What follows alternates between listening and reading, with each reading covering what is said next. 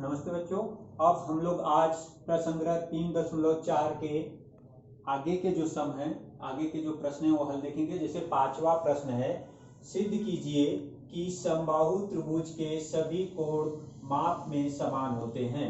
सिद्ध कीजिए कि समबाहु त्रिभुज के सभी कोण माप में समान होते हैं। यहाँ पर जैसे ये त्रिभुज एबीसी एक समबाहु त्रिभुज है, हमने दत्त में लिख दिया त्रिभुज एबीसी समबाहु एक त्रिभुज है। उसके बाद हमें सिद्ध करना है कि त्रिभुज एबीसी के सभी कोण समान है, मतलब त्रिभुज एबीसी समान कोण वाला त्रिभुज है। तो इसको सिद्ध करने के लिए सबसे पहले हम त्रिभुज एबीसी, हमें मालूम है त्रिभुज एबीसी एक समबाहु त्रिभुज है।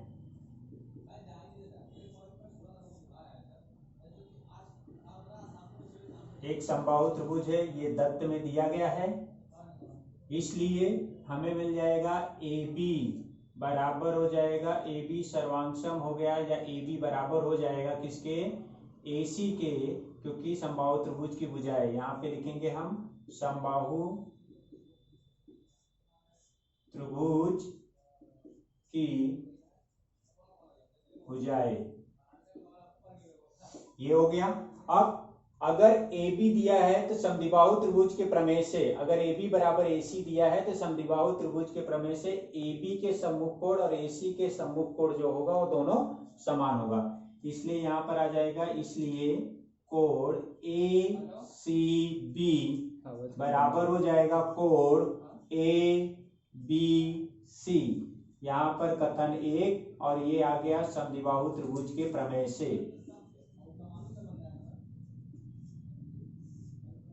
त्रिभुज के प्रमेय से, समद्विबाहु त्रिभुज के प्रमेय से, ये हो गया। अब उसके बाद फिर से अगर हम देखते हैं त्रिभुज ए बी सी एक समबाहु त्रिभुज है,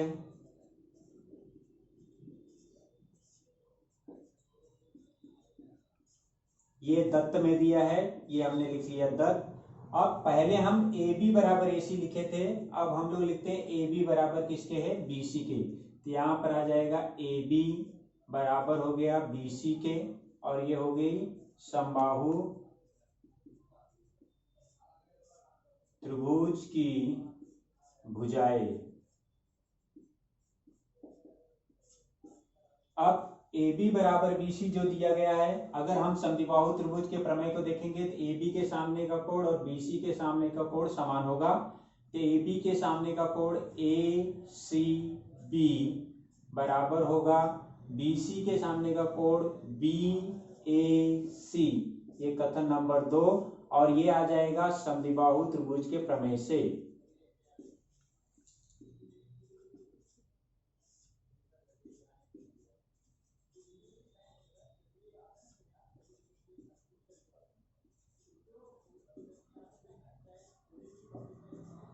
समद्विबाहु त्रिभुज के प्रमेय से।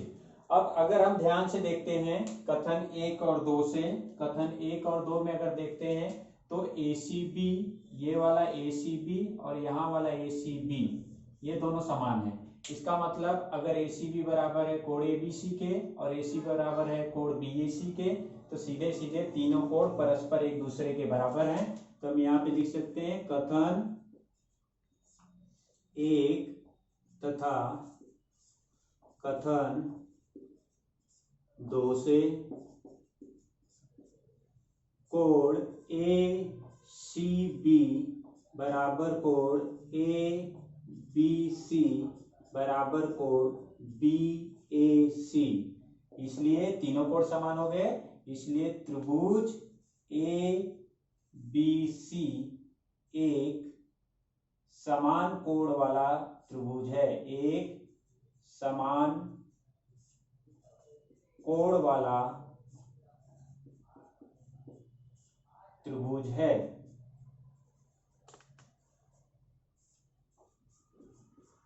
तो इस तरीके से हमने पांचवें प्रश्न को देखा, जिसमें हमें सिद्ध किया कि अगर समबाहु त्रिभुज है तो उसके सभी कोण समान होते हैं। अब आ जाते हैं हम छठे प्रश्न में। छठे प्रश्न में क्या दिया है, त्रिभुज एबीसी में कोण बीएसी की समद्विभाजक भुजा BC के बिंदु D पर, यहाँ पर बिंदु D है, ये बिंदु D पर लंब हो तो सिद्ध करना है हमें कि त्रिभुज ABC एक समद्विबाहु त्रिभुज है। तो सबसे पहले हमें दो त्रिभुज अगर इसमें दिखते हैं तो उन दोनों त्रिभुजों को, जैसे लंबचल के आधार पर दो त्रिभुज दिख रहे हैं, तो त्रिभुज जैसे ADB और दूसरा त्रिभुज है ADC, इन दोनों त्रिभुजों को हम देखते हैं। तो सबसे पहले हम दत्त में लिखेंगे कि त्रिभुज ABC में कोण BAC की समद्विभाजक भुजा BC के बिंदु D पर लंब है, ये हमने तत्व में लिख दिया। और हमें सिद्ध करना है त्रिभुज ABC एक समद्विबाहु त्रिभुज है, इसलिए यहाँ पर हम लेते हैं त्रिभुज, जो दो त्रिभुज हैं, त्रिभुज ADB और त्रिभुज ADC। यहाँ पे लिखेंगे त्रिभुज ADB तथा त्रिभुज ADC में, ये दो त्रिभुज हमने ले लिया। अब इन दोनों त्रिभुजों को अगर ध्यान से देखते हैं क्या क्या घटक समान है, सबसे पहले वो लिखते हैं। तो सबसे पहले ये वाला और ये वाला कोण समान दिया गया है, तो यह हो जाएगा कोण BAD, कोण BAD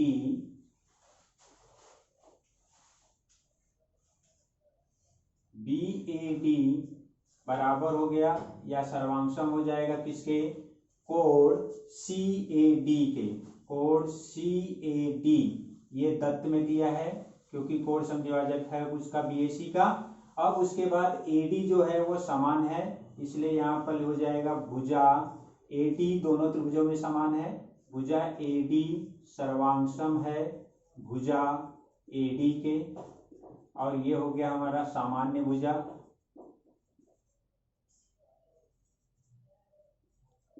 ये हो गया। अब ये कोण 90 अंश है, तो कोण ADB और कोण ADC प्रत्येक कोण क्या हो जाएंगे, समकोण। यहाँ 90 है तो ये भी 90 अंश होगा, इसलिए यहाँ पर हो जाएगा कोण ADB बराबर या सर्वांशम है कोण ADC। यहाँ पर हम लिखेंगे प्रत्येक कोण समकोण, प्रत्येक कोण समकोण। अब यहाँ पर त्रिभुज ADB त्रिभुज ADC जो समान घटक थे हमने लिखा, तो यहाँ पर ये कोण और ये भुजा ये कोण, तो दोनों त्रिभुज को भू को कसौटी के अनुसार सर्वांशम है, इसलिए त्रिभुज ADB सर्वांशम त्रिभुज ADC। यहाँ पर हम लिखेंगे सर्वांशमता की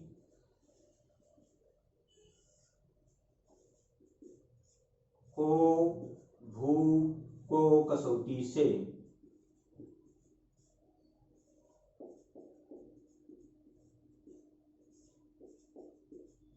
को भू को कसौटी से।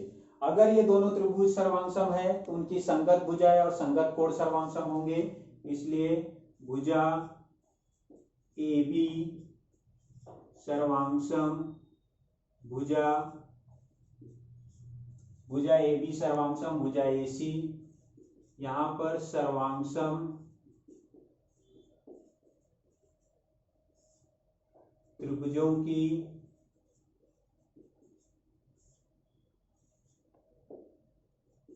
संगत भुजाएं।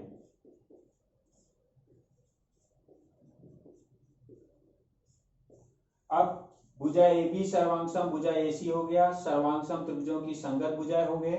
लेकिन त्रिभुज ABC में यदि हमें भुजा AB सर्वांशम भुजा AC मिल जाता है तो इसका मतलब, इसलिए त्रिभुज ABC एक समद्विबाहु त्रिभुज है।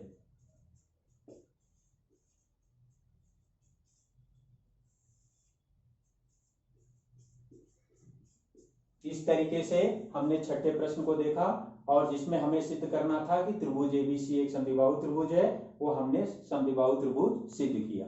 अब हम सातवें प्रश्न को देखते हैं। सातवें प्रश्न में हमें क्या दिया है, दी गई आकृति में यदि रेख PR सर्वांशम है रेख PQ के, ये PQ और PR सर्वांशम है, तो हमें सिद्ध करना है कि PS जो है, PS बड़ा है किससे, PQ के।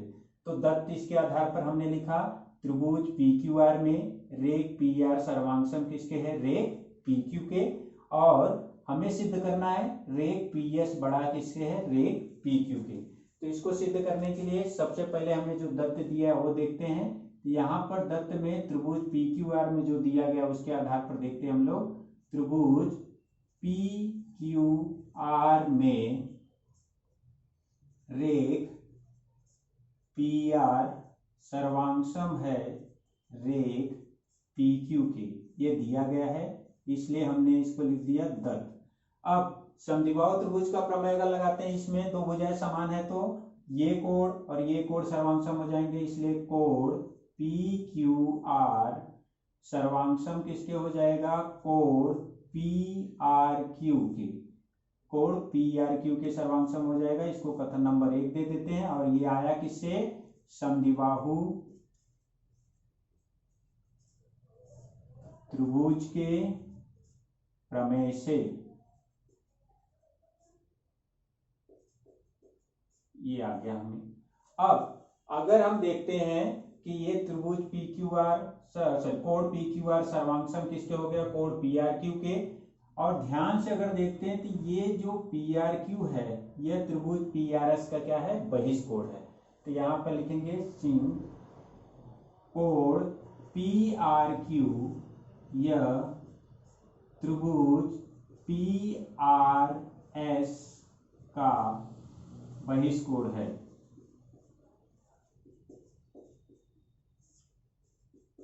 अगर ये बहिष्कोण है तो कोण PRQ यह बड़ा किसके होगा, इस कोण का माप इस कोण के माप से बड़ा होगा। तो मतलब किससे बड़ा हो गया, PSR से, कोण PSR से बड़ा हो जाएगा। तो ये हो गया कथन नंबर 2। अब कथन 1 से देखते हैं। कथन 1 से हमें क्या मिल जाएगा कि PRQ की जगह पर हम क्या लिख सकते हैं, PRQ की जगह पर हम लिख सकते हैं, जैसे यहाँ पर ये PRQ है और ये PRQ, इसकी जगह पर हम क्या लिख सकते हैं, PQR। इसलिए क्या हो जाएगा, कोण PQR बड़ा किससे हो जाएगा, कोण PSR से, PSR से। अब PQR को, जैसे कोण PQR को हम लिख सकते हैं PQS, इसलिए यहां पर आ जाएगा PQS बड़ा किससे है, और PSR को लिख सकते हैं PSQ, यहां पर हम लिख सकते हैं कोण PSQ। क्यों लिखा हमने, क्योंकि Q डैश था, R डैश था, S, इस तरीके से। अब ये जो हमें मिला कथन नंबर 3, ये कथन नंबर 3 जो हमें मिला है उसको हम त्रिभुज PQR में देखते हैं। तो क्या लिखेंगे, अब त्रिभुज PQR में कथन 3 से हमें क्या मिल जाएगा, कोण PQS बड़ा किससे है, कोण PSQ से। अब PQS के सामने की भुजा क्या है, PS, तो यहां पर आ जाएगी PS, वो बड़ा किससे है, PSQ के सामने, PSQ के सामने की भुजा क्या आ जाएगी, PQ, तो यहां पर आ जाएगी PQ। तो ये क्या हो जाएगा, इसलिए रेख PS बड़ा किससे है, रेख PQ की। क्यों, यहां पर कारण सबसे बड़े कोण की सम्मुख भुजा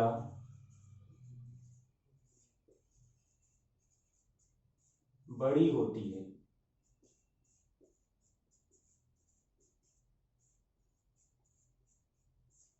सबसे बड़े कोण की सम्मुख भुजा बड़ी होती है। इस तरह से हमने 7वें प्रश्न में यह सिद्ध किया कि रेख PS बड़ा किससे है, रेख PQ की।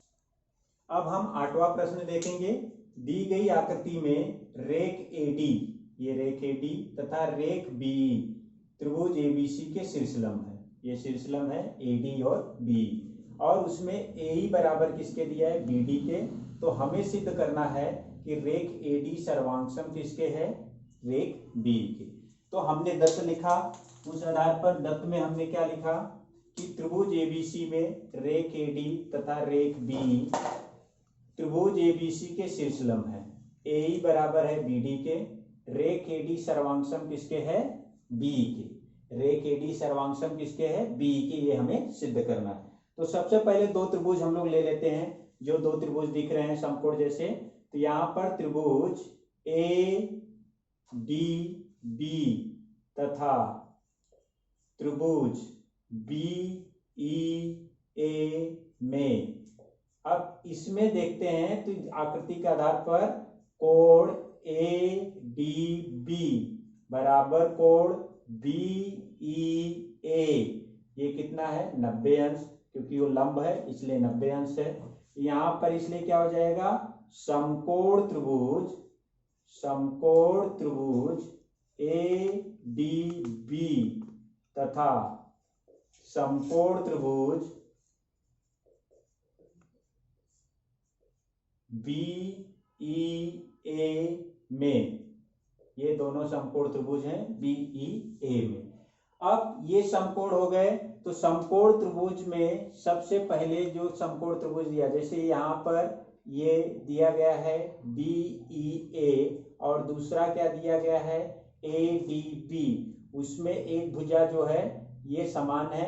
ये भुजा देखो यहाँ पर जैसे इसका कर्ण, ये कर्ण जो है दोनों में समान है, इसलिए यहाँ पर हम लोग लिखेंगे कर्ण क्या है, कर्ण AB, और दूसरे का भी कर्ण क्या है, सर्वांगसम है कर्ण AB के। दोनों के कर्ण सर्वांगसम हो गए, सामान्य भुजा, ये हो गया। अब ये दोनों अगर दिया गया है सामान्य, यहां पर हो जाएगा सामान्य भुजा, ये हो गया, क्योंकि कर्ण दोनों में समान है। AB जो दोनों त्रिभुजों का, समकोण त्रिभुजों का कर्ण है। और उसके बाद दत्त में हमें दिया गया AE बराबर किसके है, BD के। AE बराबर किसके, BD के, इसलिए भुजा BD सर्वांगसम किसके है, भुजा AE के, इसके सर्वांगसम है। और ये आ जाएगा दत्त, ये हो गया दत्त, इसलिए त्रिभुज ADB सर्वांगसम है त्रिभुज BEA, इसलिए क्या हो जाएगा, सर्वांगसमता की कर्ण भुजा प्रमेय कसौटी से, कर्ण भुजा प्रमेय कसौटी से